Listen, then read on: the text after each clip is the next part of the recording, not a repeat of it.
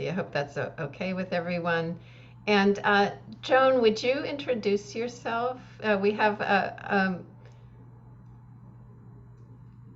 we have someone from Pox, Joan Halpoulis, who is joining us today. Sure. Hi, everybody. My name is Joan Halpoulis. I am the Director of Justice Ministries and Liturgical Coordinator at Pax Christi in Eden Prairie. And I'm very happy to be with you today. Thanks, Jane, for sending the invite. Yeah, I can't wait to hear about data. Great, good. That is what we are doing data today. is king. Yeah, And, which is really fun for. really important for justice work to keep track. Thank you. I feel like that's a really good entry. I want to welcome Jennifer McClure among us. We've been really excited to have her as one of the lead researchers with the Call to Lives of Meaning and Purpose initiative. She's a sociologist of religion. She teaches at Samford. Her work focuses on churches, synagogues, and other local congregations. She received her PhD in sociology from Penn State, and her professional interests include religious congregations, pro-social behavior like volunteering and charitable giving. You see some of that, I think, in the research, how she's followed up on that. Social psychology, social networks, and statistics. I was interested in the fact that her research projects also focus on Jesus's social network. So as a biblical person, like that's really interesting to me, to apply her same kind of learning and research historically. She consults with congregations and ministers, especially in the areas of understanding community demographics. And that's really the kind of thing she's doing with us. And she does really good work at, I want to be sure I get ARDA's full name, the Association of Religion Data Archives. So we're really, really happy that you're here. And yeah, I don't want to take any more of your time. Thank you, Jane and Jesse, for this invitation. So today, what I'm going to do is I'm going to give you 3 tools for learning about the community where your congregation is located. And some will be more technical than others. We're going to start least technical and go toward more technical. But before we get started, I would be curious if each of you would be willing to tell me where your congregation is. Great. I know some of you are all over the country. Mm-hmm. Just call on folks. About Jane. Great, Jane. Jane Schmitz. Yes, I'm in with the congregation of Pax Christi Catholic Community in Eden Prairie, Minnesota. Okay. Stephen? I'm in a Lutheran congregation in Cole Camp, Missouri, which is a little rural town in central Missouri. Okay. And then Joan, you're also at Pax Christi, right? Carol? I'm in a congregational church in Brooklyn, New York. Okay. I'm not sure if Kelly is there. Could maybe come back to Kelly. Benjamin? Kelly and I are at the same church. We are in at an Episcopal church in Louisville, Kentucky. Okay. Kristen? I'm at a Free Methodist church in West Indianapolis. Okay. Liz? I'm in a UCC church in East Lansing, Michigan. Okay. Anne? Ingrid and I are from Holy Trinity Lutheran Church in South Minneapolis. Okay, perfect. So what we're gonna later when we get to things with the ARDA, I'm going to ask one of you to give me your church's zip code and I'll use it as an example. Okay.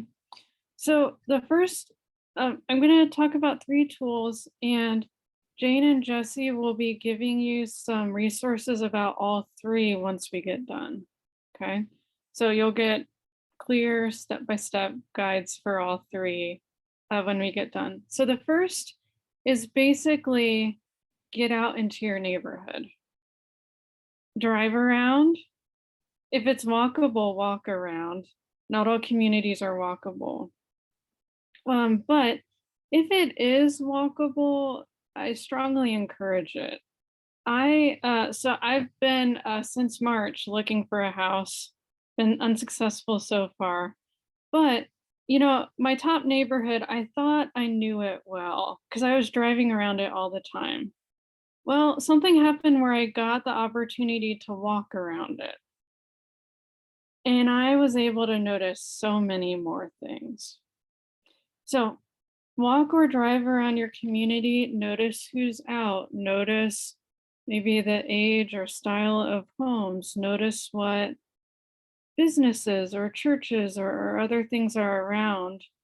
It's one of the easiest and least technical ways to do this. Okay, so that is really the first tool that you have. Jane and Jesse will be giving you a one-page PDF that has some instructions about getting a group of people from your church to go out and do this, and bringing everyone back together then to have a conversation about what they noticed and learned about the community. The second tool, so that is the one that I will go through the quickest because it's the easiest to understand. The second tool is what we call pin maps. And so back in the day before Google Maps and Apple Maps and all the other mapping softwares that we have, a church would get a paper map of their community, put it on a bulletin board, and give everyone a pin and say, put the pin where you live.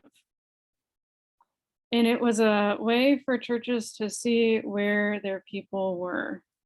Some churches do have a lot of attenders right in the neighborhood around them, but a lot of churches have attenders who do not live in the neighborhood right around them. And sometimes that can make it difficult for churches to know where their attenders live and to be able to bridge between attenders who live in other neighborhoods and people who live in the neighborhoods right around the church's location. So I'm going to show you a software that is kind enough not to require us to have a paper map, or not to require us to have pins to give everyone. And I'm going to share my screen. And let's see. There is this website called BatchGeo, which very kindly, if you have a spreadsheet of addresses for people at your church, will create the pin map very quickly. So I'm going to show you, can give me a thumbs up if you can see a spreadsheet. Okay. So in this, I have data from a church that we've worked with here in Birmingham. And so I have a column for the street address, a column for the city, a column for the state, and the zip code. And then I'll explain what this group column is in a minute. If you, and when we made this map for this church, we actually did this, we had a column for the name of the family. But for privacy, I'm not showing you that. So if you have the address, city, state, and zip columns, you're giving BatchGeo everything it needs to map things. And you'll see, you know, I have a situation here where they just knew that a member of their church lived in a certain town with a certain zip code. We don't know exactly where they live in that community, but it'll still put a pin in Tuscaloosa. Now, so I have all the members of this church, and then I my row 52, which I've highlighted, because I give this talk in Birmingham sometimes, to protect the identity of the church, I added my church's location to it as the church location, just to help with privacy. So I've also added the location of the church that I personally attend. It's not the church though where we got this data.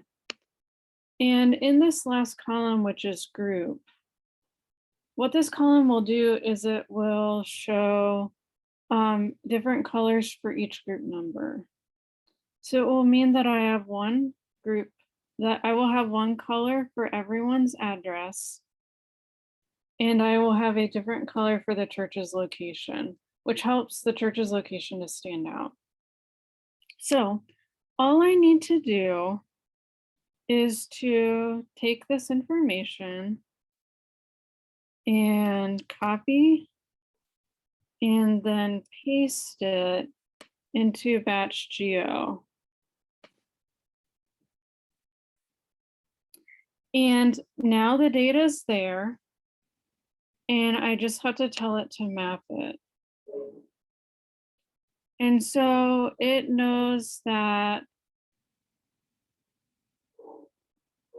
because I called things address and city and state and zip, it's identifying that as location data. I need to give a title to it. So I'm going to say Collegeville example, but you can name it whatever your church's name is. You can give it a description. And then I need to give it an email address. So I'll give it my Sanford email address. And then I'm going to say it's unlisted. I don't want just anyone to be able to access it.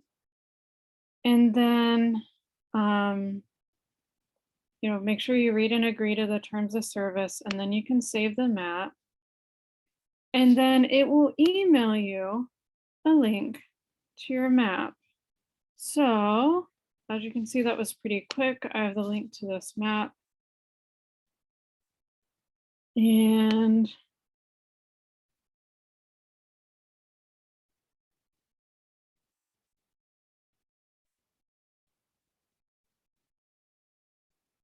now I have the map. And so one of the things about this particular church whose data we're using here is that they do have some people who live right in their neighborhood, but they also draw from like a 10-mile radius. And so one of the reasons why we have this church's data and they let us use it is because it does really have a wide range, and it really had to think intentionally about, with some people living 15 or 20 minutes away from where the church is located, how can we bridge the gap and help the people who attend here but don't live here connect with the people who live in the neighborhood but don't attend here? So this is another one of the tools, and when we get done, again, Jesse and Jane will give you a step-by-step guide on how to do this that I've created. Okay. Before we go to the next thing, do we have any questions so far about the pin maps? The other thing I'll say, because I know you come from a range of different church sizes, for some very large churches that have lots of pins, sometimes BatchGeo might ask you to pay something. It tends to be free up to a certain number of pins, like so many things in our lives that are free up to a point. But when you do this, if you decide to do this, please make sure that each address is only in there once. Sometimes people will have each address in there for each person. So for parents, kids, everyone, they're pinning the same address multiple times, and that will take up all the pins you're allotted for free. So it will help you if each household is only there once. Jennifer, I have a Yes. comment, not a question, but a comment. Sure. Because I think this is really fascinating, because when you think about the vocations of the congregations as communities, this shows you that not everyone may relate to the same context as a field for service. Right. So because it's showing you, in effect, the body of the church as it exists, and that body is stretched in all these different places. And so a congregation like this, where people live in all these different locations, it might mean that you want to not only for the congregation to do service in its immediate environs, but help your people feel equipped to serve the places where they live. And so I just think this is a really, really fascinating thing that shows you how the different bodies of a church and the context can really affect mission and vocation. And there are lots of different clusters for this church where there could be, ministry. This area in East Birmingham, this area in southern city of Birmingham, over here in Fairfield and Midfield, down in Hoover. There are lots of ways a church could use this. Another thing a church could do if they wanted to add an additional color is if a church was hoping to have Bible studies or small groups or prayer groups or some kind of group at members' homes, they could make the homes that are hosting a third color so that they could see where people lived, where the groups were, and if everyone had a group size that was like a group that was near them, or if some people had to travel significantly further to be part of a group. I could imagine too, you could pair this with the walking, and people could walk their area with a group. Sure. So. Sure, yeah. Okay. If I don't hear any other questions, I'm going to switch to our third thing that is going to get the bulk of our time today. So, because you're on Zoom, I'm not sure if it will be helpful for you to also do this while I do it. You're welcome to try. But we will give you guides that again walk you through each step of how to do this. So the Association of Religion Data Archives is something that you might think sounds very nerdy with words data and archive. Some ministers can be data phobic, while some ministers enjoy data.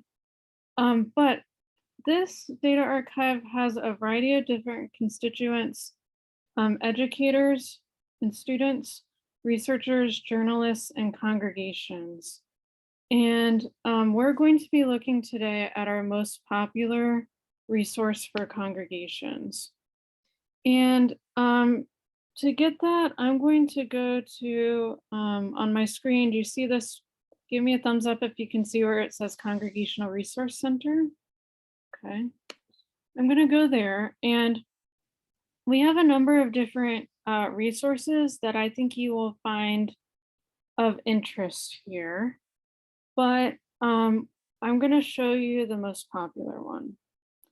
So by far the biggest question we get from ministers is, what does my community look like?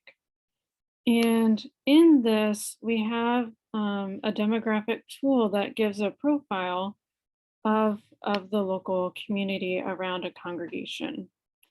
So I will mention under tools and resources, all of these guides that are here on this page will walk you through step-by-step how to use this tool. I've already given PDFs of all of them to Jane and Jesse, and they will give them to you once we get done, okay? So to do this, I need one of you to give me a zip code so I can demo this. So would one of you be willing to do that? Sure. Okay. What's yours? 46221. 46221. So once we give it a zip code, it brings up this map, and let's see. So this is Indianapolis metro area, southwestern Indianapolis. Now, I'd love it if you would help me find where your church is on the map. You are really close. Oh, I saw it and then I lost it. It's West Morris Free Methodist. West. A little bit north and east. Okay. Might have to move the map a little bit. Mm.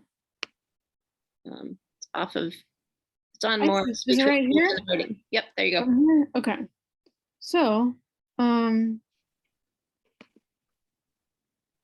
So each diamond is a congregation. And if you hover over it, it'll give you the address, city, state, zip. It'll give you the denomination, but I'll say that the locations are from marketing data. And marketing data is not perfect. So not all the denominations may be correct. But the first step is to find the congregation. And then the second step is to decide what size of radius you would like to profile around the church. We can go from 1/10 of a mile, which is a city block, to 25 miles. So you have a lot of flexibility in terms of what you profile. Let's see. I tend to like to do smaller radiuses, and sometimes compare them then with larger radiuses to see how the area right around the church might differ with the larger area where attenders live. But for this example, I'll do a 1/2 mile radius. That'll give us a fairly in-depth look at right around the church. So once I have my radius and I've found the church, I'm going to click, and you'll see a circle and then some black lines. Before I say the next thing, I will point out that marketing data is not perfect, and not every church is in it, because marketing data is not all knowing. And so if you see a situation where your church is not represented in it, if you can see my mouse, we have the email address here for you to contact the marketing company to get your church in the map if you'd like it to be. So even if your church doesn't show up, like, let's say there's a church right here where my map is. All I need to do is click there, even if the church doesn't show up, and it'll still make the profile. But we'll go back to West Morris, and that dotted circle is the 1/2 mile radius. But do you see how these dark black lines go a lot further out? And so what the black lines are they are different census block groups. And the way this works, any block group that falls wholly or partly within that radius gets pulled into the profile. Because we can't differentiate within the block group what is in the circle and what isn't. So you know, Kristen, if you do this and then decide afterwards, like, man, that's larger of an area than I want to profile, and you want to do a smaller radius just to get right around it, you can. But I'll stick with this size for the example. So once you have this ready, you can over on the right, click profile, and I'll say the speed at which the profile is created is dependent on how many block groups are in it. So if we did a 25 mile radius, it would take a bit longer for the profile to be generated. It would happen, we just have to be more patient. So I'm going to create the profile.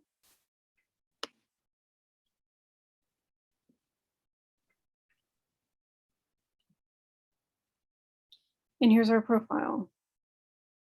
So on our introduction page, we get a map of our profiled area, and it tells us that we have 9 census block groups in Marion County, Indiana, and a total population in these block groups of 8,500.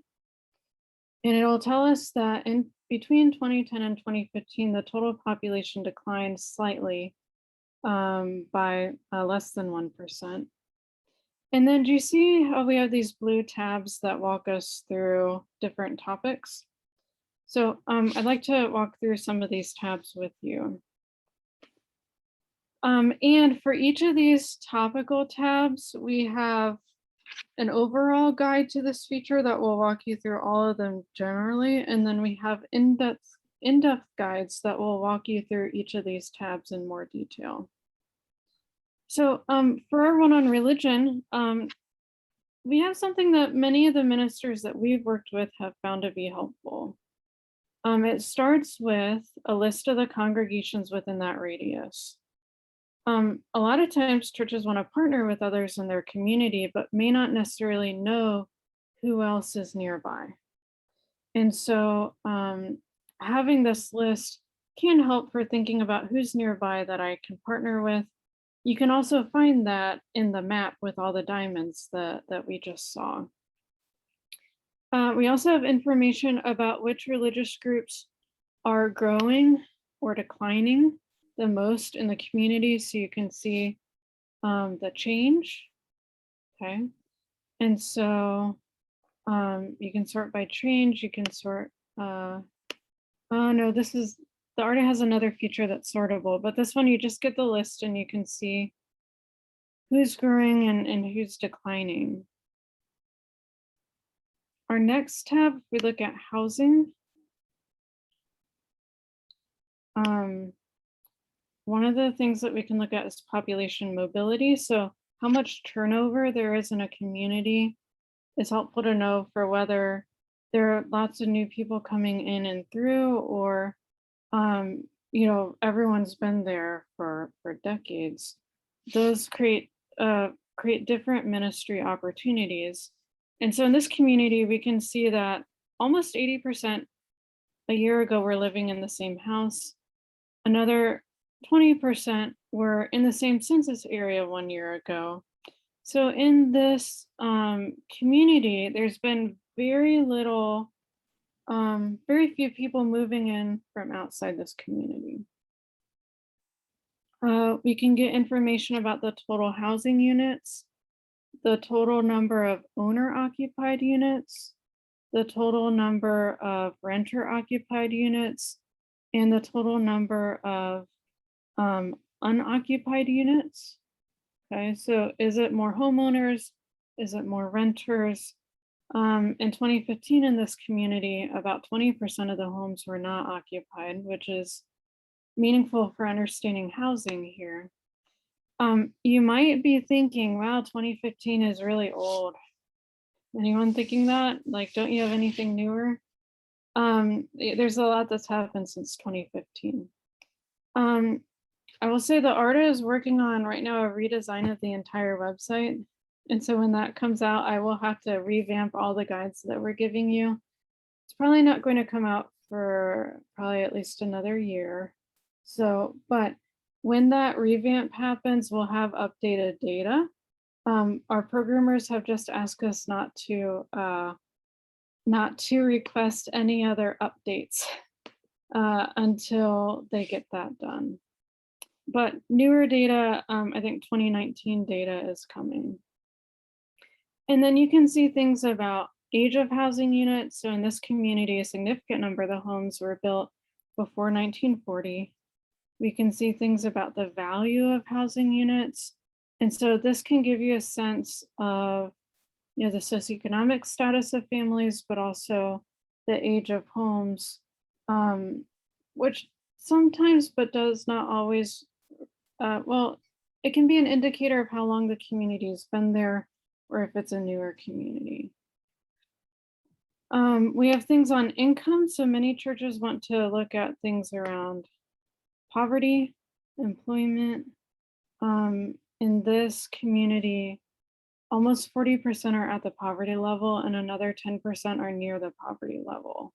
So there's lower incomes in this community. About half work in civilian employment, about 10% are not employed, and about 40% are not in the labor force. So not in the labor force could mean like people who are not old enough to work. It could mean people who are retired, or it could be people who have just decided not to work or not to seek a job. Okay. I'll explain here. We're giving you the raw numbers, but we're also giving you the percentages in parentheses. And then on so many of these things, we're also giving percent change. So in civilian unemployment, comparing the numbers from 2000 to 2015, the number of people employed in civilian employment declined by 16%. The raw number of people who are unemployed increased by 46%. So this can give you a sense of the trends that are happening in the community. There's some information about occupation types, and then also a fairly detailed income breakdown. The average income for this area in 2015 was $37,000.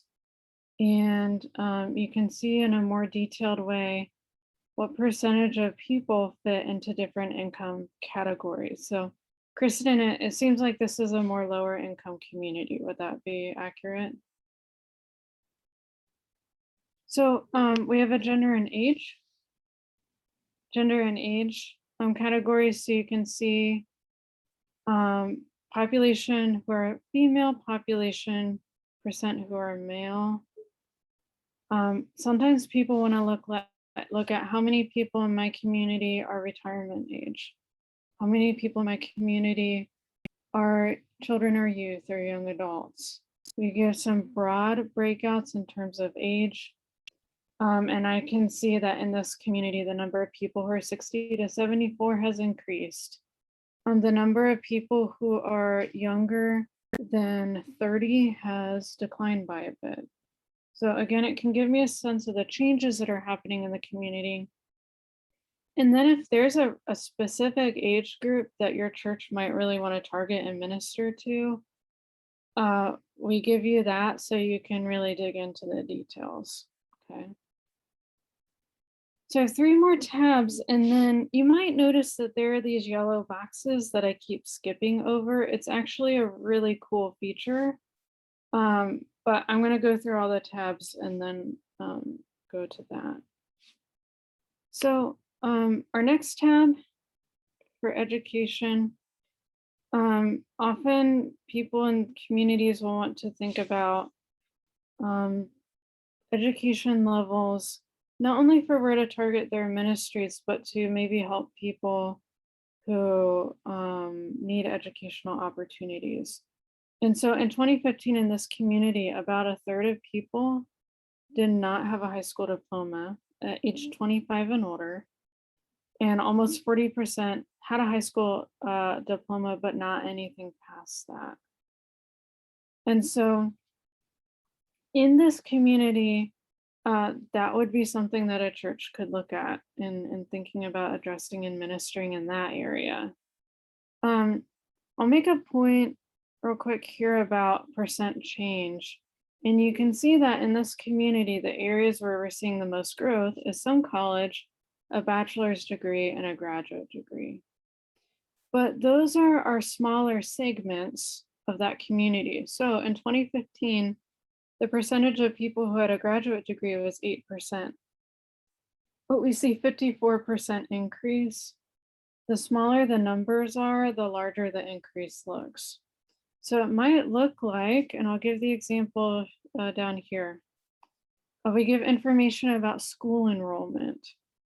So, and it's not uncommon for a community to have a high percentage who are not enrolled in school. But we give a breakdown about, nursery school through kindergarten, grades 1 to 12, and then college or graduate education. And we break down each one by public and private. So you can see in this situation, a lot more young people are in public 1st through 12th grade than in private 1st through 12th grade. But you'll see we have a almost 2,000% increase in the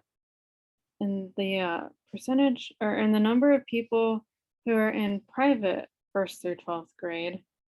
And wow, that must be skyrocketing in our community. Well, when you go from like 20 to 300, sure, it looks that big. But oftentimes that we have to be careful with interpreting the percentages, because the biggest percentage changes typically come in the very smallest communities. So keep that in mind. For our family tab, sometimes churches want to think about ministering to families. And so here we can see that 40% of the people in the area are single or never married. 30% are married. Almost 20% are divorced. So these are things that a church could think about, maybe ministering to people in the community who have these experiences. Again, we see like a 200% increase in the people who are separated, but that's one of the smallest categories.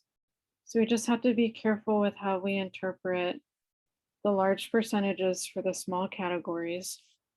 And then there's also information about family type. So about 30% of the households in this community are a family household with a married couple. About 30% of the households are people living alone. That could be an avenue for ministry.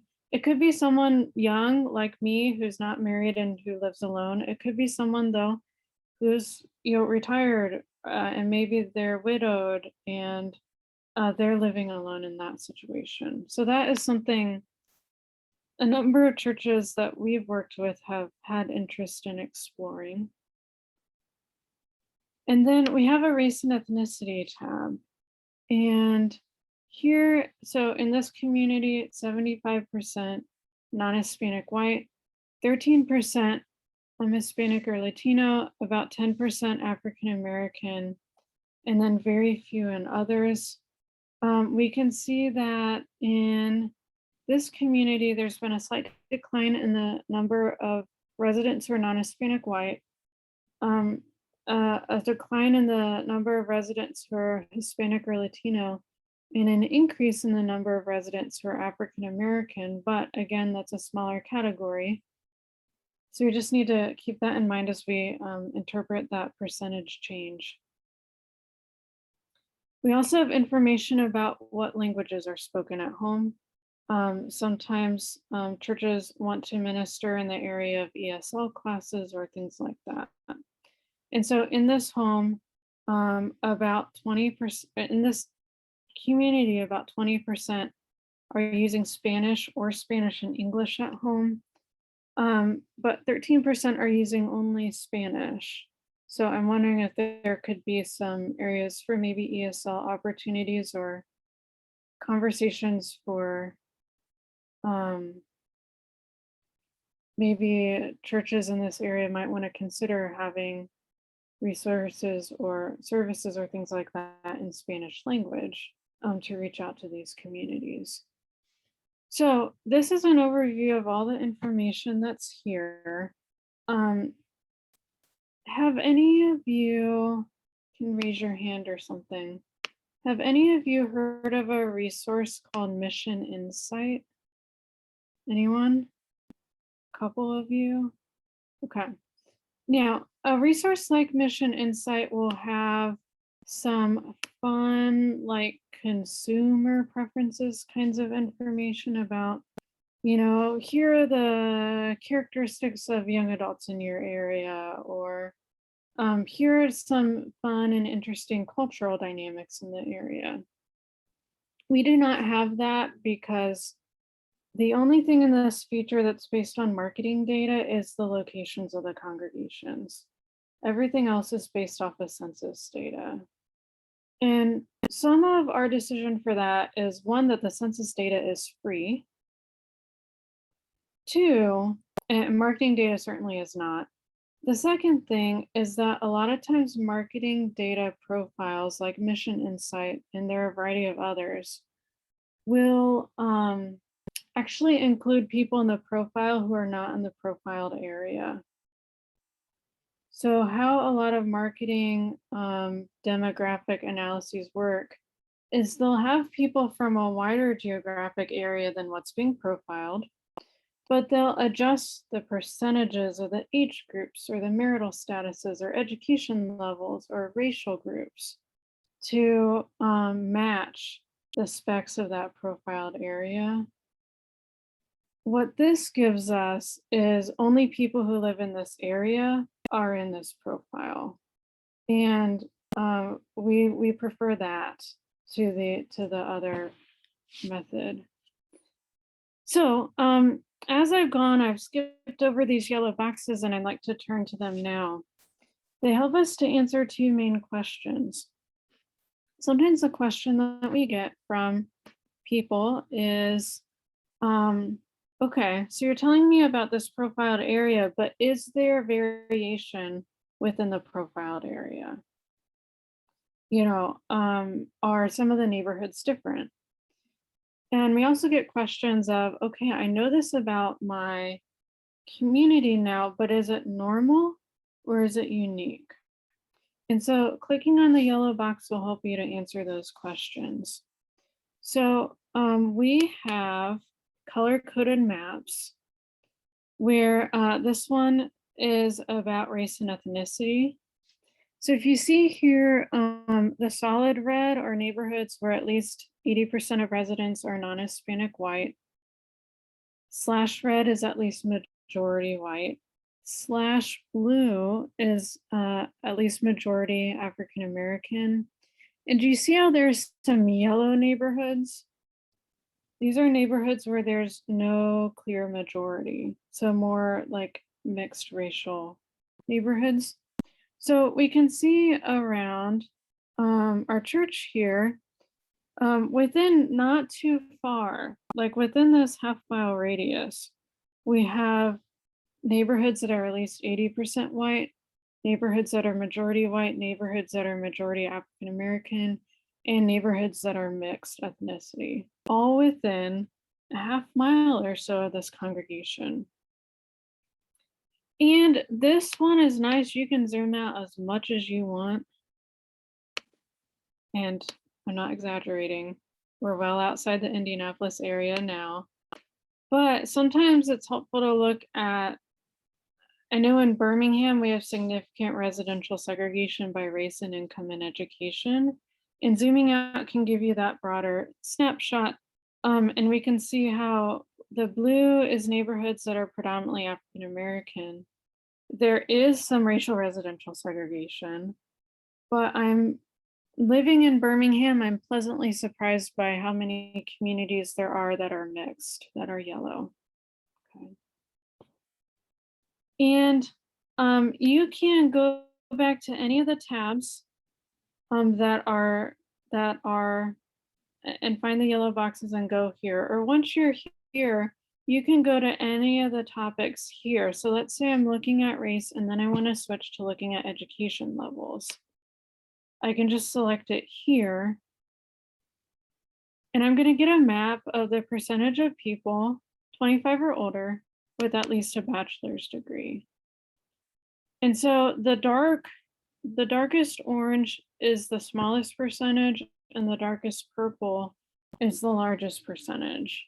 And so I can see that, you know, within maybe not a half mile, but a mile or two, I have neighborhoods, some that are highly educated, some that where very few people have a bachelor's degree. And so it's nice that I can just see it here with these colors. I'll give another example here. We can look at housing types. So here we're looking at the percentage of housing units built since 1990. If you remember from our profile, most of these homes were built before 1940. So if I zoom in, zoom out, I can see, you know, orange, very few new houses in the last 20 or so years, but purple is not too far away. And those are areas where there's more housing development, okay? And that provides its own opportunities for ministry. So this is a great resource for seeing if there's variation within the area that you're profiling. For any of these topics, you can scroll down to see if something is normal. So here I'm looking at housing types for this selected area versus the US, but individual houses, apartments and duplexes, and then mobile homes. And here you can see it looks fairly similar. This selected area has some more individual houses than the US overall, but it's relatively similar. We can look at when the housing was built, and we see here that this area stands out by having significantly more houses that were built before 1990 than the US overall. This area stands out for having more renter occupied homes and fewer rental homes that are 1,500 or more a month. So not a lot of high-end apartments in this area. This area has fewer owner-occupied homes and a greater percentage of homes with a housing value below 90,000. Many fewer compared to the US that with a housing value of 300,000 or more. So this is a way that we can see what's normal. Let's see. I'll go back to our one on race. And so I'll show one more thing on this one, and then I'll show one more as an example, and then I think we'll have time for some questions.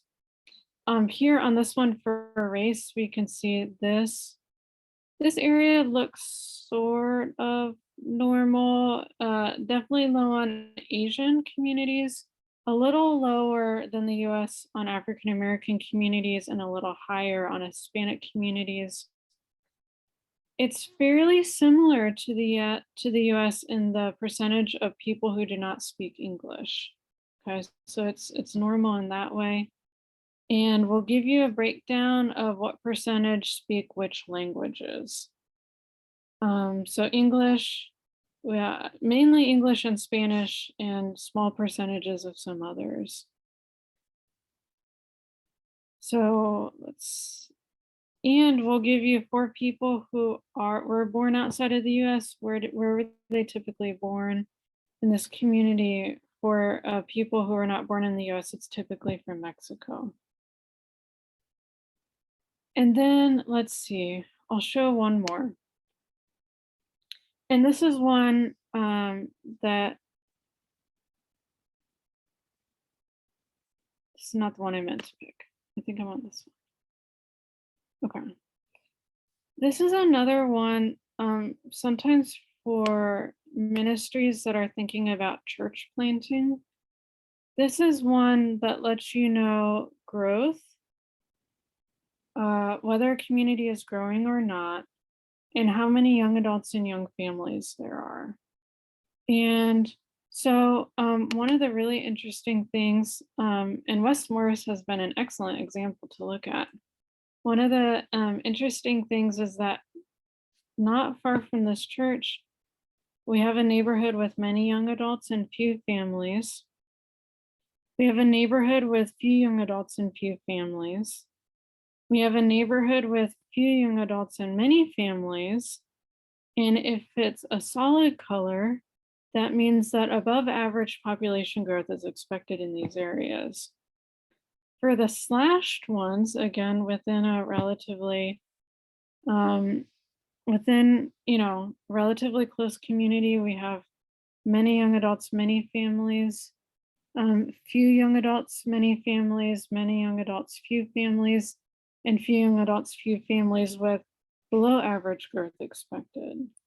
And so in this area around West Morris, there's actually a lot of variation. If a church wanted to think about population growth or young adults, or maybe if a church wanted to focus on ministry to young adults, they could see maybe which neighborhoods to target with that. So I know I've covered a lot of information on this feature. Tried to walk you through as much of it as possible. And in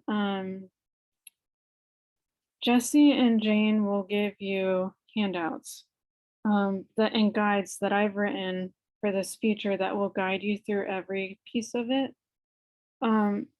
Typically when I give this talk in Birmingham and people are there in person, you know, they have their computers and they're doing their own church as we go, but it is much harder to do that and be on Zoom and watch at the same time. So I would encourage you, especially with the ARDA, sooner rather than later to play around with it. Find your church, run a profile. If you don't have time to do it soon, we will be giving you guides that will walk you through every step of it, but it wouldn't hurt to refresh your own memory to make sure that you remember how to do it and how to interpret the information in it. So are there any questions from, are there any questions about this feature? Or the information in it or how to use it? I have a question. Sure. I just want to make sure I understood correctly that the data that we're seeing here is from 2015 and that the data is pulled from census records? Yes. Okay. So you know, for sure, right where we are, that it would be much changed racial profile in 2021 than in 2015. Okay. So, and it'll be a while, I guess, because the census just happened in 2020. Yeah, but the census, and that's a good question because the census does more than just the census every 10 years. There are lots of questions about when the 2020 census data will come out because there were a number of particular challenges in 2020 in terms of collecting the census. But the census also does other data collections every year. And one of them, it's called the American Community Survey. And that's the one that this is based on more. And that's something that they do every year. They don't get everyone every year like they try to do every 10 years, but they get a good percentage for any 1 year to be able to give sort of updates and more detailed information. When I filled out the census last year, there were not a lot of questions in it. There are a lot of topics that I'm showing you here that are actually not in the decennial census. And so this American Community Survey has a lot more things on family or housing or things like that that you wouldn't, that they're not measuring in the census every 10 years. Okay, thanks. But we'll let you know. There's a way on the ARDA's website to sign up for our emails, and we send out newsletters about once a month with new features or data. And we'll let you know when the new website's up. And we're excited for it to come up, but we have been told not to request updates to anything until that is done. So that's some of why the data is not as updated in this.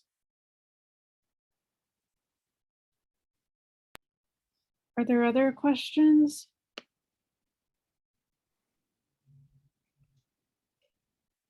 Jennifer, I'm just finding this really, really fascinating. And I would want to make a suggestion to our congregational teams. If you use this, keep us posted on that, because I think those who use it might want to get together at a future date and kind of compare and have some discussion so that you get a little more of a, sometimes you can see yourself in distinction from another group. And so I think we could have a good conversation about that if you all use it. Yeah, and I'd encourage you, if it's possible at your church, to have a team of people who are looking at this information, who are driving around or walking around or looking at the pin map and strategizing and brainstorming together about how you can minister to your community. Like, I don't want you to feel like it's all on you to figure it all out. And yes, work together to share, this is what's really interesting about my community, what's your community like? And then you can also help each other think through community ministry. And if you have any questions while you work on it, that I can help you with, if you let Jane and Jesse know, they can reach out to me. And I'm happy to, if you need a reminder about anything or a tip about anything or some tips about brainstorming what to do with the information, I'm happy to help with that. Jennifer, I have a question about historical data.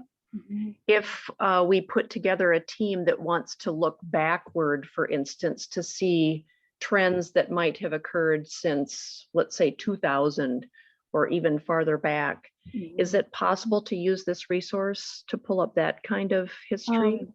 This will just give you the 2 data points for the comparison. Sometimes it's 2000 and 2015. Sometimes it's 2012 and 2015. I'll be curious once we read it, as we're redesigning this, it's going to have a lot more power and be able to actually let you filter for yourselves how much detail you do or don't want. And so that might be an opportunity there, but it's not currently an opportunity. Can I show one more thing, Joan? Yeah. No, go I just ahead. had a quick observation that I'm considering right now is that I'm not sure our internal data is accurate right now because of COVID. We were just in the process of doing a census at Pax Christi when COVID shut us down. And right now it's very hard to know who really is currently a member, or how do we determine who's active? What does inactive mean? What's the meaning of people who have left or people who have come in? It's mind-boggling to even think about who our community is. Even pin mapping, I was thinking, I don't even know how we would do that right now, but it's exciting to know that we can work toward that. Like, you know, but I just, Yeah. Well, and I think we're in a point where congregations have to give themselves a lot of grace because there are a lot of things that are happening that are not in our control. And, you know, at my church, you know, every Sunday we do have some things in person and we have multiple services now. We typically only had one, but we have multiple to give people space. And we're streaming everything. So, you know, people can, you know, stream from home if they want. I'm getting my booster this weekend, so I'm probably going to be streaming. But then, like, we're just streaming on YouTube. We have no idea who's watching it. So I think we have to hold some things with an open hand and just know that, you know, as we go, hopefully things will start to become more clear. Jennifer, this is wonderful. Thank you for your time. I know we're at the top of the hour. You said you had one more thing. If folks need to log off, may I mention one thing? I may not show it, but I'll mention it. I'll show it if you all want me to and you're willing to stick around a couple more minutes. We do have more historical data past 2000 about religious compositions of counties, metro areas, and states. But that is not, the US Census does not collect, by law, does not collect anything on religion. So the religion information that you find in that profile is coming from other sources, but everything that's not about religion is coming from the census. Would anyone be interested in me showing you that information about sort of religious composition of a county? You willing to stick around for a couple of minutes? Okay. If you need to head out, thank you so much. If you're willing to stick around, I'll make this quick. So I'm going to share my screen again. And I am going to go back to the home page. So give me a thumbs up if you can see the ARDA homepage again. Okay. So we have a tab in our top right toolbar called US Congregational Membership. And if I go there and then I go to reports, we can get reports on how many congregations and members there are for different religious groups in a particular community. We can do it by county, metro area, state, and the entire US. So would someone else be willing to give me your zip code?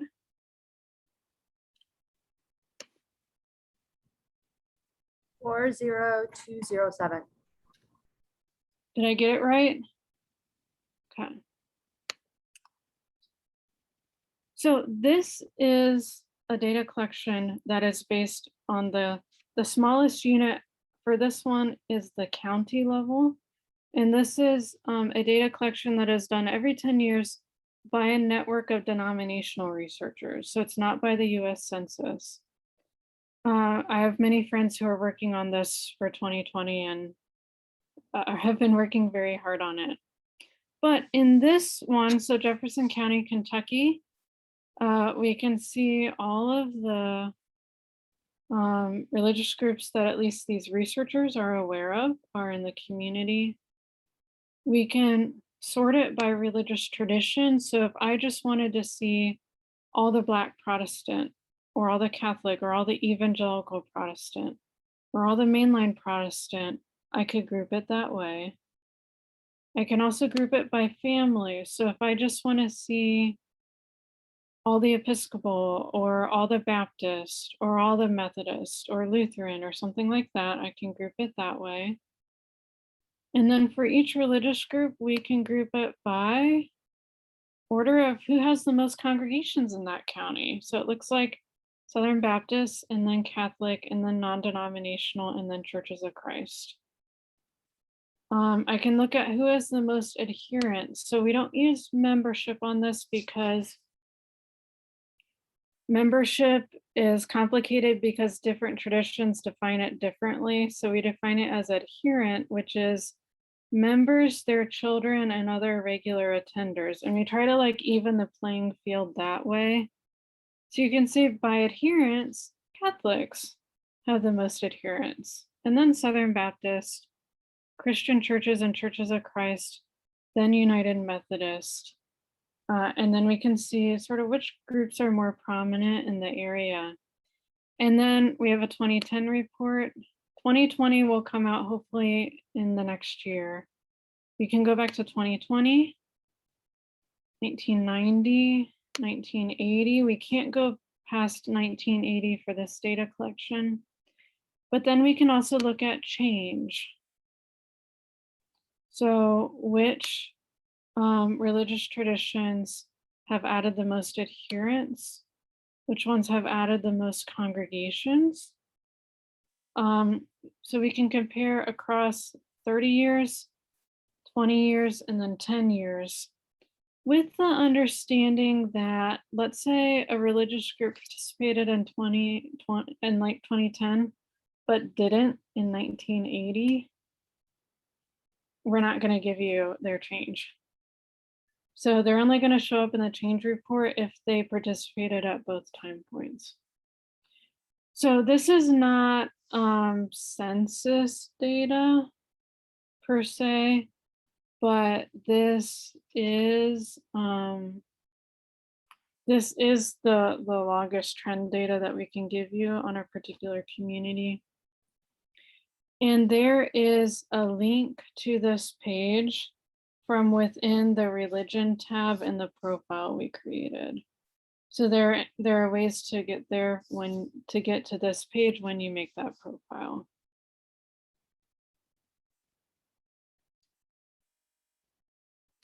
Anything else that would be helpful?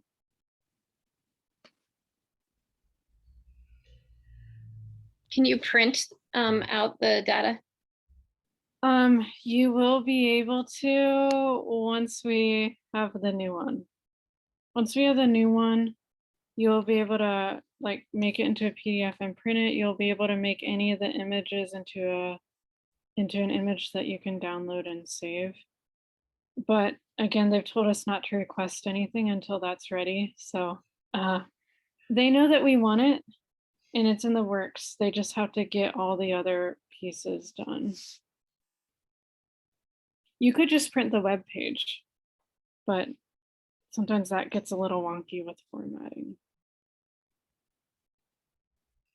Jennifer, this was just so great, so dynamic. The time just flew for me.